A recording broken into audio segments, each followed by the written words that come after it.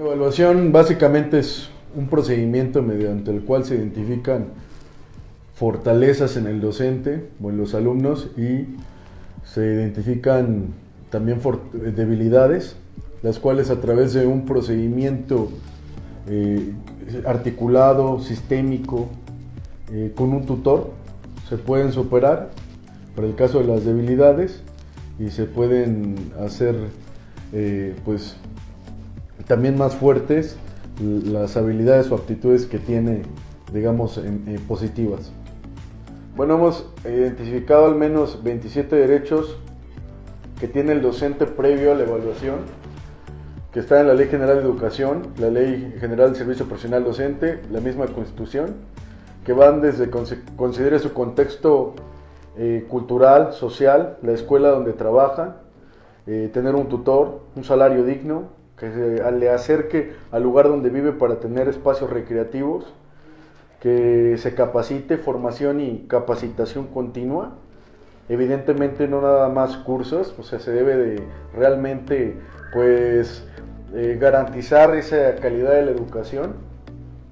Y esos 27 derechos previos se considera que si no los tiene el docente, pues el procedimiento de evaluación, al tener una naturaleza jurídica administrativa, pues se considera nulo, puesto que pues no se compromete o no se consigue o no se culmina en el fin último por el cual se instituyó la reforma educativa, que es elevar la calidad de la educación.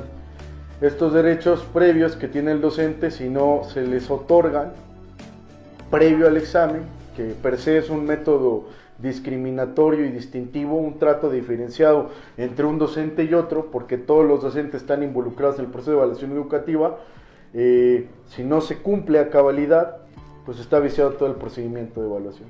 Bueno, la Ley General de Educación, la ley del INE, que es el Instituto Nacional de Evaluación Educativa, contempla que la evaluación es un sistema articulado, orgánico, donde participan muchos actores.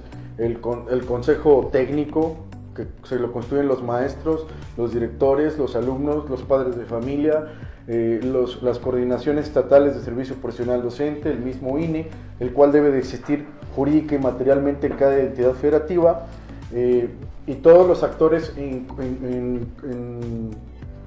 conjunto deben garantizar que la calidad de la educación se dé.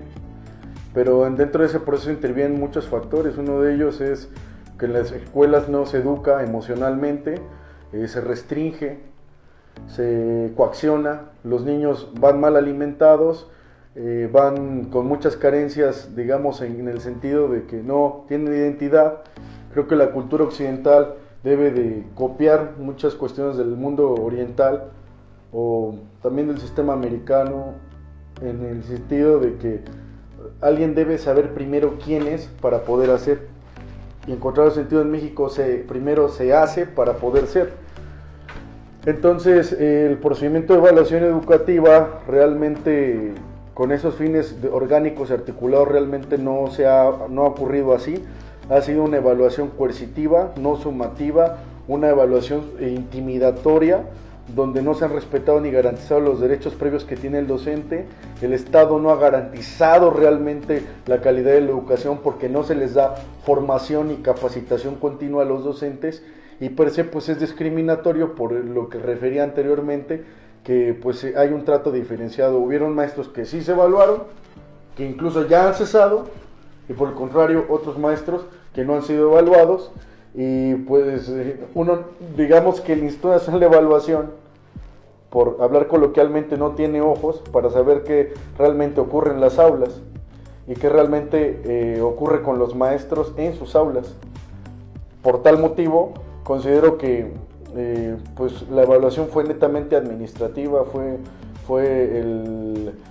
un experimento en el cual concluyó pues con muchos maestros cesados, muchos maestros en frustración y con insatisfacción, y por el contrario los niños solamente vieron maestros estresados, maestros cansados, con cargas administrativas grandes, y que realmente pues el niño no pudo ver realmente la eficacia de ese proceso de evaluación.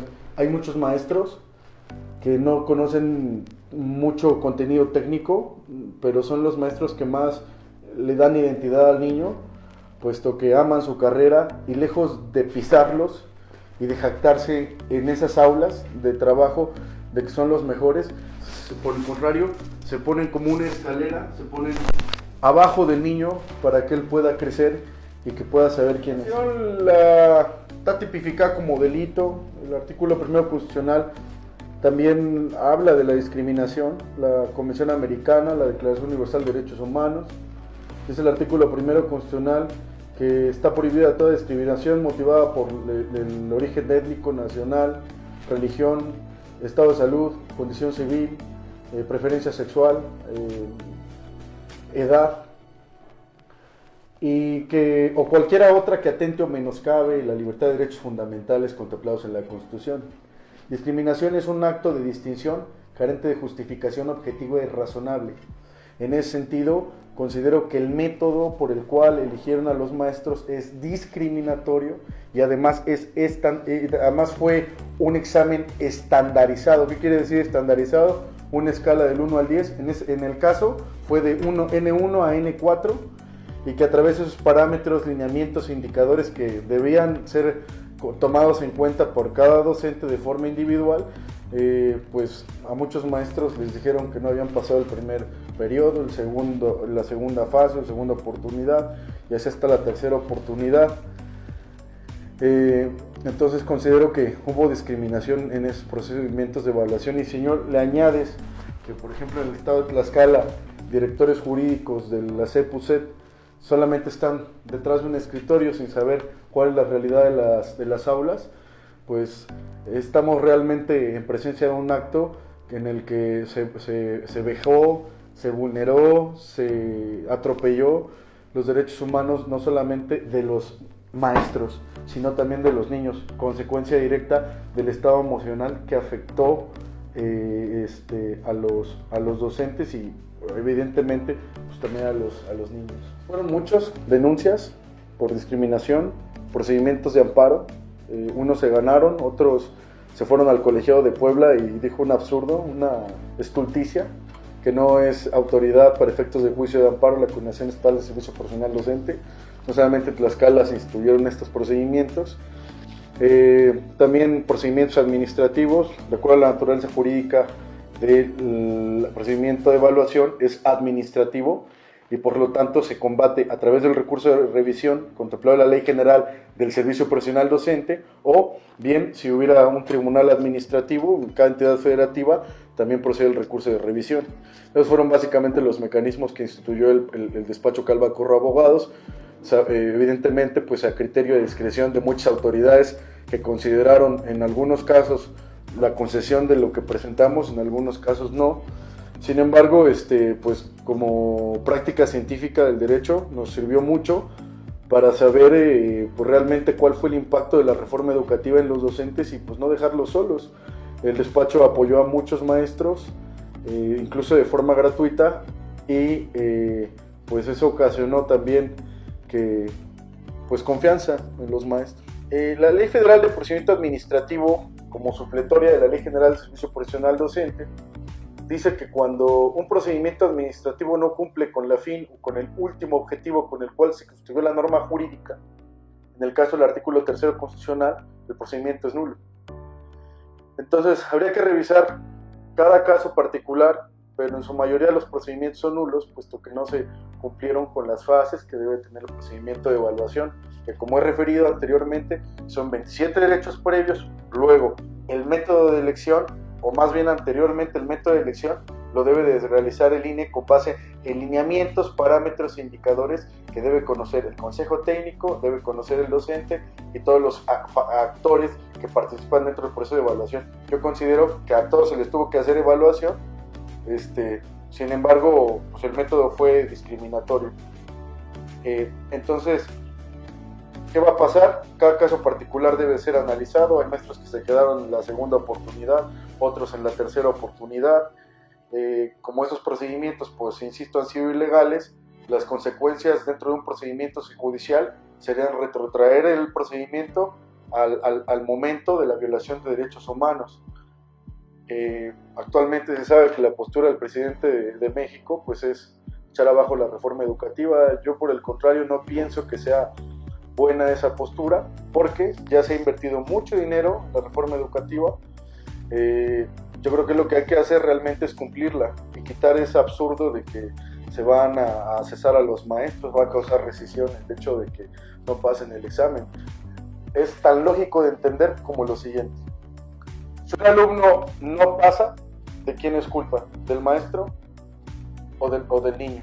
Cuando se le dan todos los mecanismos, todas las facilidades, todos los instrumentos, toda la infraestructura. Si el maestro no pasa, ¿de quién es la culpa? ¿Del Estado o del maestro? Si no se cumplen con todos los derechos previos que tiene el docente, pues es culpa del Estado. Y el Estado realmente no ha sido el Estado que haya garantizado pues estos derechos. Sabemos que la política, que a mí no me gusta, está llena de gente que es puesta por recomendación. Las entidades federativas donde hemos apoyado pues no tienen ni idea de la evaluación, no han leído la ley general, no han leído la ley de educación, la constitución, la ley del INE. Hay mucha ignorancia. Partiendo de esa lógica, hay mucha ignorancia de las personas que están actualmente al frente de la Secretaría de Educación Pública. Considero que solo sería ajustar, realmente dar los derechos, y si realmente se dan esos derechos, no hay manera de que el docente no pase. Quitar ese absurdo de que se les va a despedir, eso evidentemente causa caos, causa controversia, hay mucha gente enferma dentro de la organización magisterial.